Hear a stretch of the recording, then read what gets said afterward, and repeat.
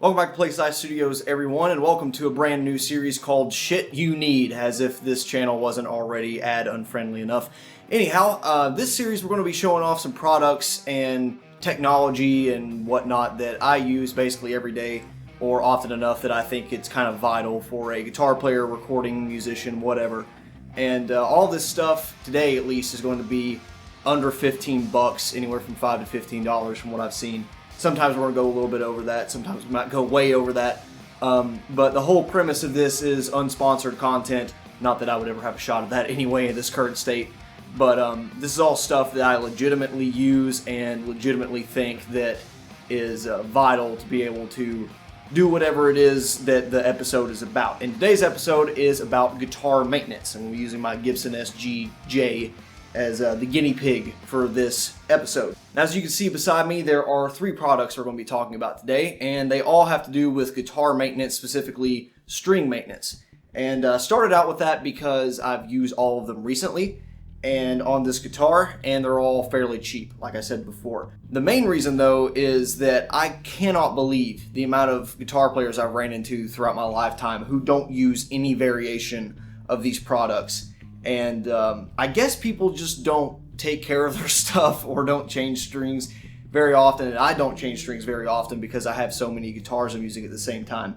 But still, some of this stuff I just can't imagine playing guitar without. So without further ado, let's just get on with it. So the first product we're going to be talking about is Fingerease. And there's a million different brands that do basically the same thing, but this one's my favorite for a few reasons. Number one, it's fairly cheap. You can get it anywhere from about $4 to $5. It used to be like $2.50. I remember when I first started playing guitar. So I'm sure if you buy it in bulk, it'll be even cheaper than what you can find on Amazon and that sort of thing. But this is basically a string lubricant. But it does have a few secret uses that I use it for more than just to lubricate the strings. So as the name will suggest, you take off the cap, give a nice little dosing onto your guitar strings, let it sit for a couple seconds, and then I wipe it off with a microfiber cloth. And it turns an otherwise, sticky, rough feeling set of new strings to very slick and a lot more playable, especially if you're playing anything fast-paced. But it also really helps with acoustic guitar strings, I find. The thicker, the better results that you'll see as far as improvement goes with this product. Another thing that I like to do with it, especially if I'm about to be playing for a couple hours straight, recording whatever, is on either satin finished guitar necks or no finished guitar necks, or at least there's no paint on it, just some type of something like the Jackson there with a bare wood neck, is to give a light spray on the neck going from the headstock down, let it sit for a few seconds, and then wipe it off. And the lubricant that's in this product will actually make your neck super slick and super fast, and works wonders on, like I said, this type of finish as well as a natural wood finish. It can work fairly well on gloss, but I find that after about 20 minutes, your sweat in your hand starts to react with it kind of strangely and makes it even more mushy and sticky feeling than it was originally. So I just prefer to do rubbing alcohol over that and wipe it off as I go as I play. But this stuff I cannot live without. Also has a really nice orange citrus smell, which is pretty cool, and doesn't drive your parents or roommates or whatever crazy if you use a lot of it. There are some products out there, specifically like guitar wax and whatnot, that I own that just smells freaking terrible, but it gets the job done. So yeah, Fingerease, really cheap, will definitely come in handy when you change strings or you're trying to revitalize an older set that isn't in terrible shape, and definitely helps with guitar playability. And makes all my guitar cases smell like oranges, which is pretty awesome. If they can make something like this that smells like bacon, that'd be even better. Now, the last product, basically every guitar player I've ever met uses some form of string lubricant, whatever brand it may be, but something to extend the life of your strings as well as increase playability. This thing, though, I can't tell you how many people I've met that don't use them, and I don't understand how. This is a string winder, possibly one of the most simple inventions and mechanisms that I own in the guitar world. All it is a handle, a screw with a washer, and a plastic molding that you could fit your tuning machines into. And what this allows you to do is quickly wind and unwind your strings when you're changing them. And if you have one guitar, that's all you use, I still think this thing pays itself back in the first use. Now, if you're like me, where at times you'll be changing the strings of 3, 4, 5 guitars, this thing turns a 3-4 hour project into about 45, 50 minutes. And, you know, costs $7, I think is what they are nowadays. I'd probably pick them up for anywhere from $5 or under, depending on where you're at. But an invaluable little piece of plastic. And like I said, I've met 30-year guitar playing veterans that either don't know about them or don't use them. And it's mind-boggling to me. It's like, how many times have you changed strings and not thought that there's got to be a faster way to do this? Because, you know, we're talking, some of these machines are anywhere from 1:15 to 1:40 ratio, depending on which model you get.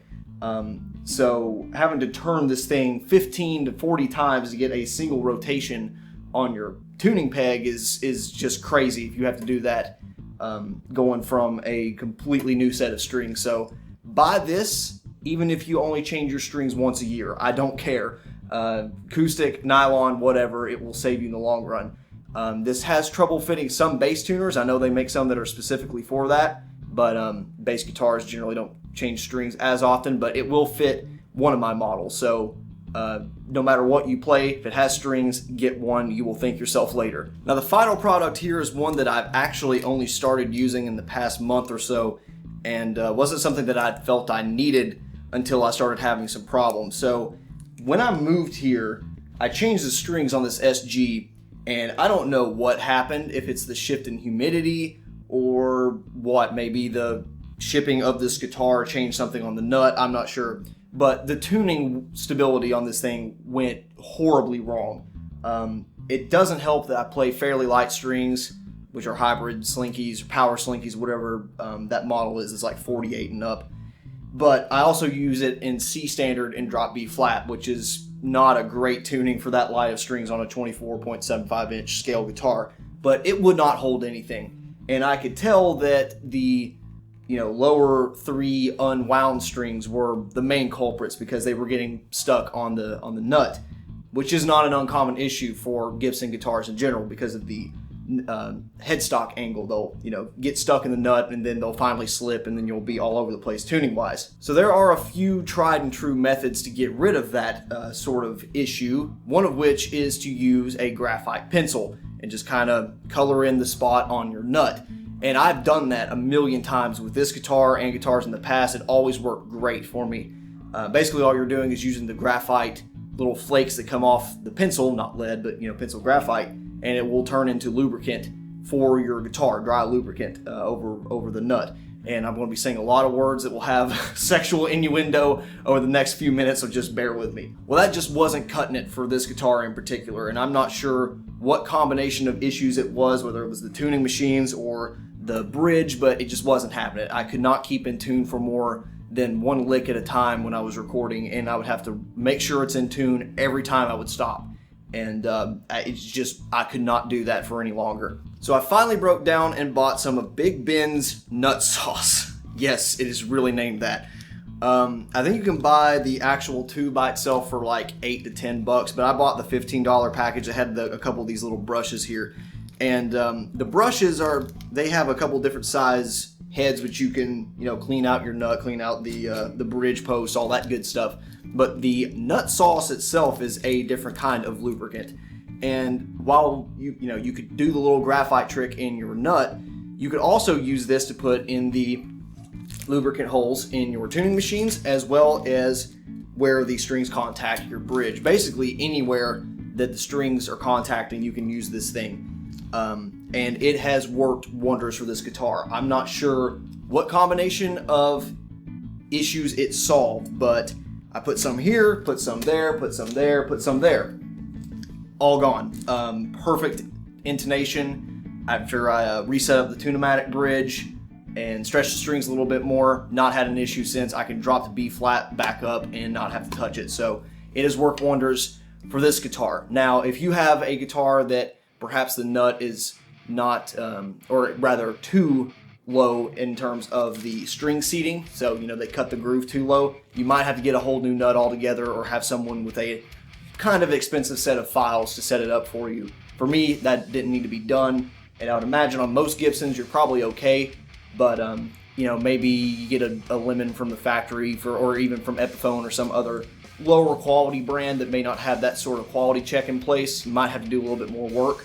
But I would say for about anything else, this will save your ass, because it definitely did for me.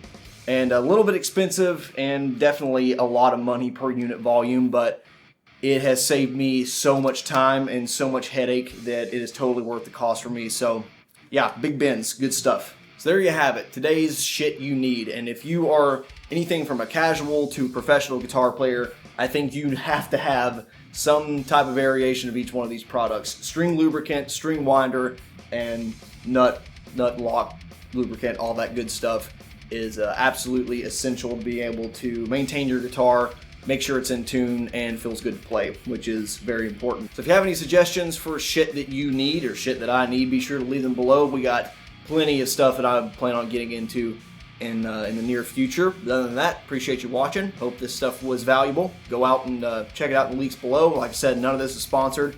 Doubt it ever will be, but I will be sure to let you know if that ever did happen. And I'm going to go play my SG now that it's nice and in tune. Thanks for watching. Bye.